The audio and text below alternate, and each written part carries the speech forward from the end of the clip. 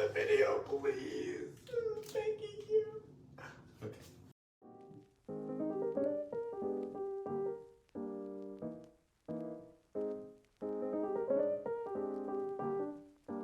Hello everyone, welcome back to Becoming Ryan D. As you may or may not know, I am taking you guys through the entire process that I went through to become a Yale student. So, in this video, I'm actually just going to be touching on the other parts of my Common App that I missed and reading my Yale essays.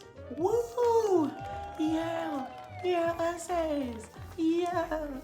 We love! Personally, I don't think they're anything special, but you know, I'm gonna put them out there because do I really care? No, I don't. I'm already getting.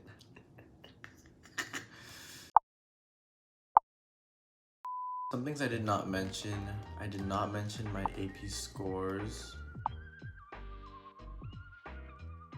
Essays. Common App.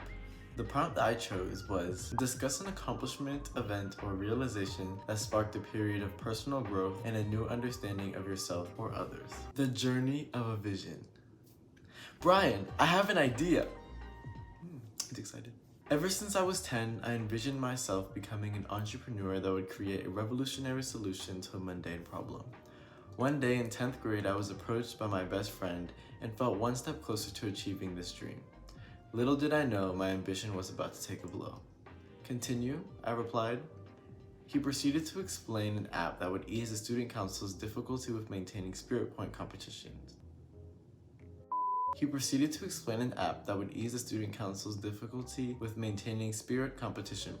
This could forever change school spirit. Appropriately, we named it Spirit Cat, Bobcat Spirit. Then time slowed as he said his final words.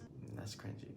Do you want to be our lead Android developer? Sure. A concise response for such an ambiguously difficult task, but my desire to achieve my dream prevailed. The next few months, we dedicated Bro, I can't read. Oh my gosh.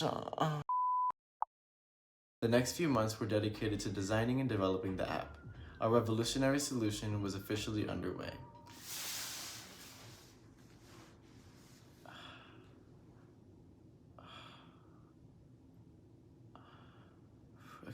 Do I want to keep going or should I fix it? Let me just fix it.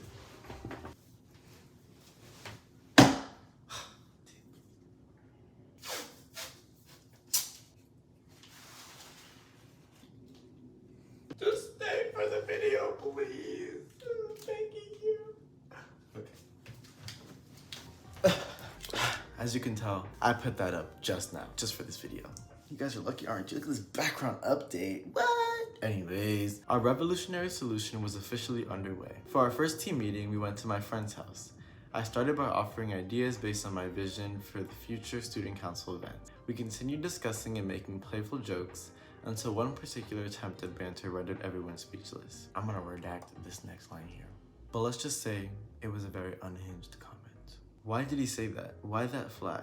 I looked around the room and there was a mutual tension between us all. A faulty line of code had crashed the flow of conversation, an infinite loop that left us in confusion. Is he testing me? Should I confront it? Redacting this as well. Should I move past it? I shouldn't make a scene. He probably didn't mean it that way. With a forced chuckle, I replied, I'd never let that happen. Even when everyone else moved on from the comment, a part of me lingered in the moment. Why did he say that? Why did he think that joke was okay?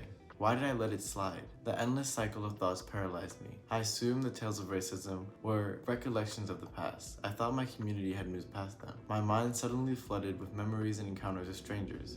Encounters where I was deemed intelligent after saying a simple phrase. Encounters where I was held to a lower standard because of how I should act. They couldn't have meant it that way, and yet they still said it. The ignorant evinced by my friend plagued my community. I realized my dream would have to wait because there was a bigger problem at hand. With another friend, I created culturally aware and responsive students, CARS, organization at my school. For once, there was a space for students to discuss the trauma caused by racism. At our first meeting, I learned of the suppressed experiences faced by my closest friend. I didn't know, redacted name, We're gonna call her Molly. I didn't know Molly was called the N-word by students on her first day in our town, and there was nothing the school administrators could do. I didn't know Charlotte had to leave her high school to take AP Chemistry because of the discrepancies in resources between predominantly white schools and others in my county. A tense rage brewed inside me. This system has been fostering these injustices. Then I had like a little dash thing to end, like, you know, like I go stopped mid-thought. I know, very poetic.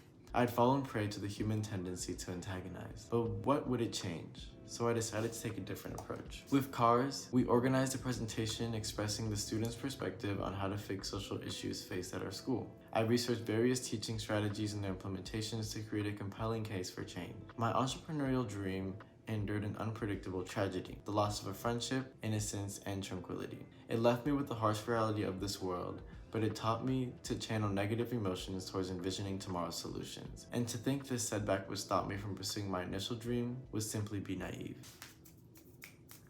Though, like I said, honestly, it was not that great of an essay.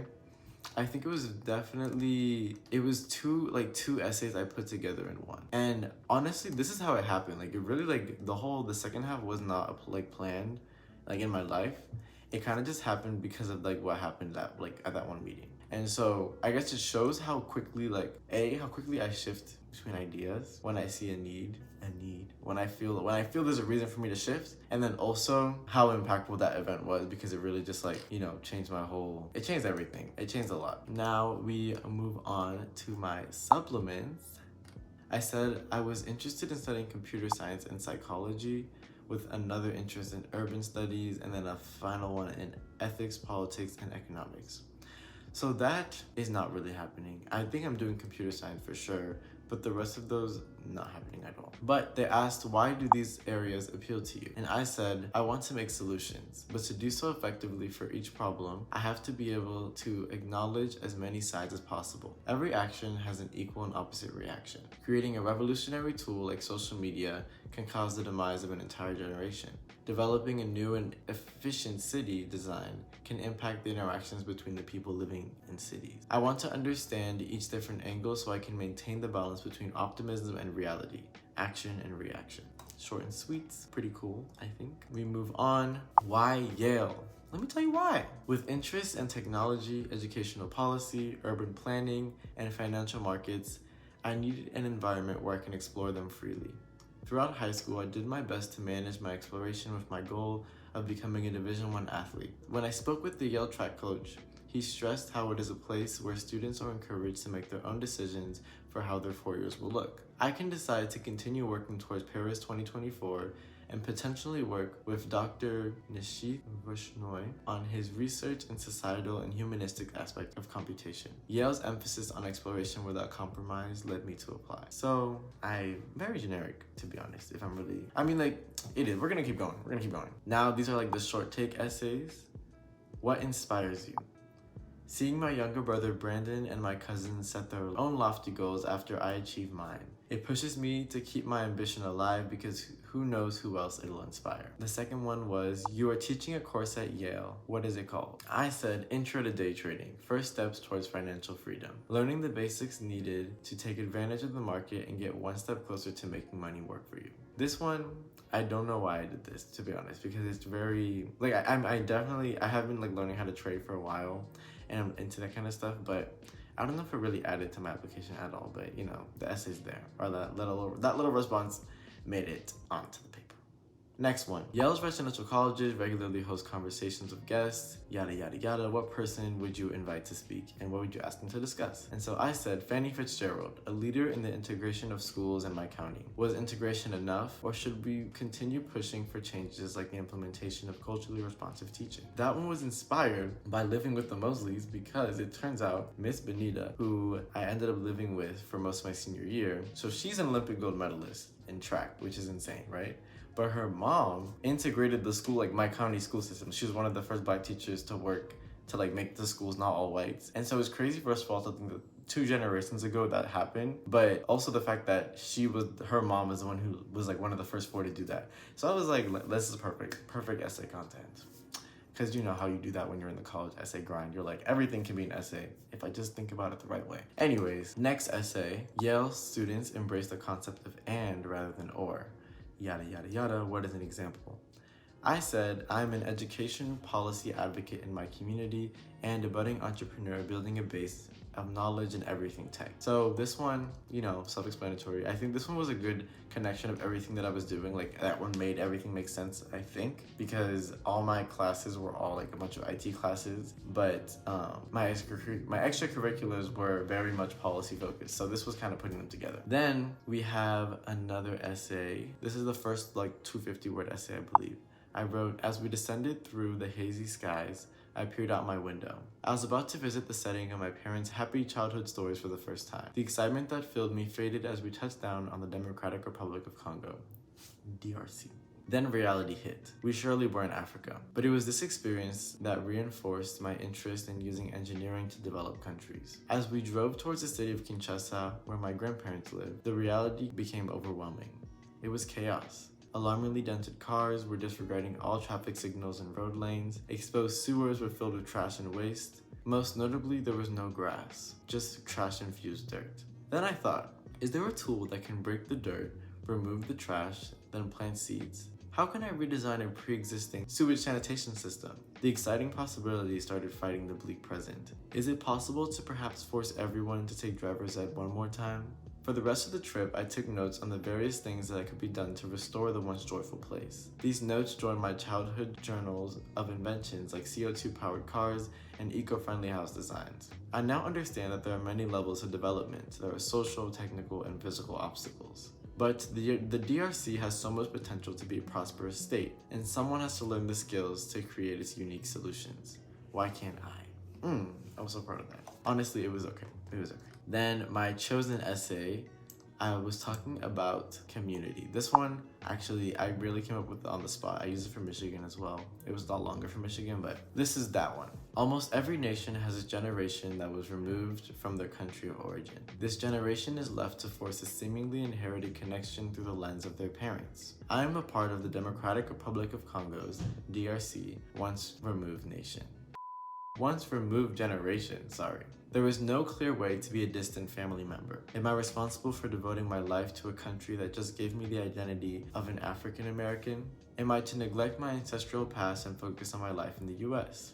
The answers to these questions are not clear, but I can choose how to approach them. I feel connected with Black Americans through my County Black Student Union Coalition. In this group, I was able to contribute my voice when advocating for a superintendent that valued equity. Together, we lobbied school board meetings and public forums, and our efforts proved successful when Dr. Latanya D. McDade was chosen as the first woman and first African American in the position. I feel connected to young Congolese leaders through the Sisters Building Sisters organization. Through the nonprofit, we share our goals and aspirations. After sharing my knowledge of the technology industry in the US, Jonathan's face lit up. Living outside the country, he did not have a connection or pathway to visualize himself succeeding here. In both communities, I have met the most ambitious and inspiring student leaders. They all make me proud to be an American-born Congolese leader. And that is the end of my essays for Yale.